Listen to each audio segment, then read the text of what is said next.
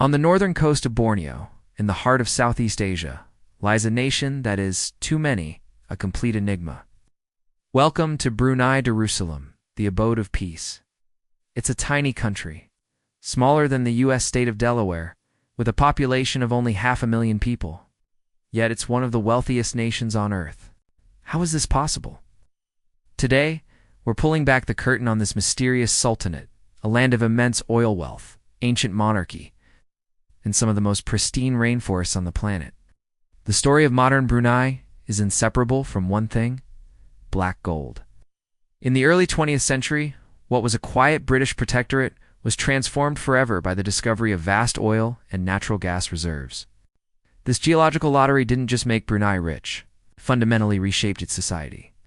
The revenue from this underground treasure has funded a welfare state that many larger countries can only dream of.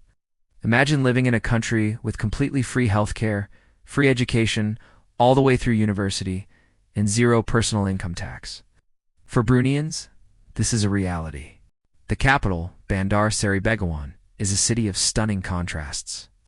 On one hand, you have the shimmering gold domes of magnificent mosques and sleek modern government buildings. But right next to them, you'll find Kampong Air, the traditional water village, a network of stilt houses built over the river that has been continuously inhabited for over 1,000 years. It's a living, breathing testament to Brunei's deep-rooted history coexisting with its modern prosperity. At the very heart of what it means to be Bruneian is a national philosophy called Malay Islam Brunei or MIB. This translates to Malay Islamic monarchy. It's not just a political slogan. It's the foundation of the entire country. It weaves together the Malay culture, the principles of Islam, and the absolute authority of the monarchy into a single, indivisible identity. Presiding over this system is His Majesty Sultan Hassan al-Bolkiah, one of the world's longest-reigning monarchs. He isn't just a figurehead. He is the head of state, the prime minister, the minister of defense, and the minister of finance. He is seen as a protector and a father figure to the nation, his authority rooted in centuries of tradition. The symbol of this power and wealth is unmistakable: the Istana Nurul Aman, his official residence. It holds the Guinness World Record for the largest residential palace in the world, a truly staggering display of sovereign might. This deep commitment to Islam is visible everywhere you look. 5 times a day, the call to prayer echoes from the stunning Sultan Omar Ali Safidian Mosque, an architectural masterpiece that appears to float on its own man-made lagoon. The pace of life here is deliberately slower, more respectful. Fridays are set aside for prayer, and the holy month of Ramadan is observed with profound reverence, transforming the rhythm of daily life. In 2019, Brunei made headlines by fully implementing Sharia law at the national level, a move that solidified its identity as a deeply conservative Islamic nation. But if you only see Brunei through the lens of its oil money and strict laws, you're missing half the picture. The other, perhaps more profound beauty of Brunei is its incredible natural environment. Over 70% of the country is covered in pristine primary rainforests. This isn't just any forest. It's part of the ancient Borneo rainforest, one of the oldest and most biodiverse ecosystems on the entire planet. The government has designated vast areas like the Ulu Temburong National Park as protected reserves, rightfully calling it the green jewel of Brunei. This is a world away from the opulence of the capital. Here, you can walk along a canopy bridge high above the forest floor, listening to the symphony of the jungle, and maybe even catch a glimpse of the rare proboscis monkey or an elusive clouded leopard.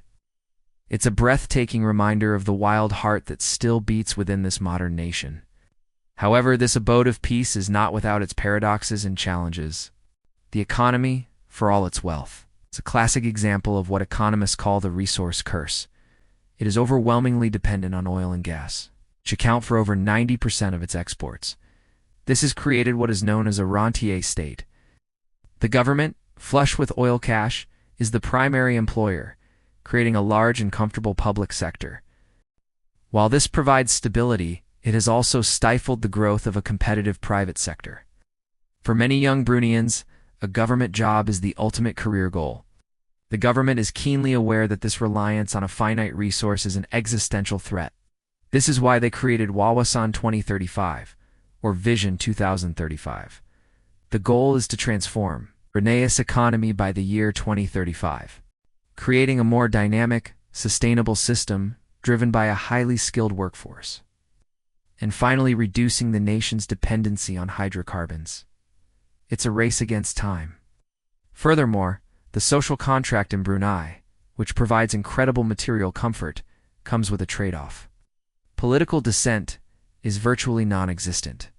The press is heavily controlled, and any public criticism of the monarchy or the national philosophy of MIB is not tolerated. The implementation of Sharia law has also drawn significant international criticism, raising concerns about human rights, particularly for women and the LGBTQ community. This creates a fascinating tension between Brunei's desire to be a modern, globally connected nation and its deep commitment to a conservative social order. So Brunei is a nation of incredible duality.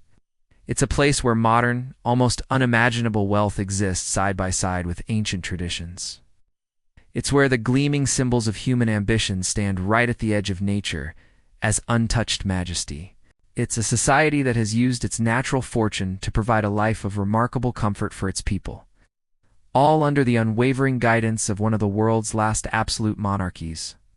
As Brunei navigates the 21st century, its greatest test will be balancing its rich heritage with the urgent need for economic change and the complex demands of our globalized world. It remains, as its name promises, an abode of peace, but a complex, captivating, and thought-provoking peace, offering a unique vision of a nation charting its own distinct path. Thanks for joining us on this journey into Brunei. If you found this as fascinating as we did, don't forget to like, subscribe, and hit that notification bell for more deep dives into the world's most interesting places. See you next time.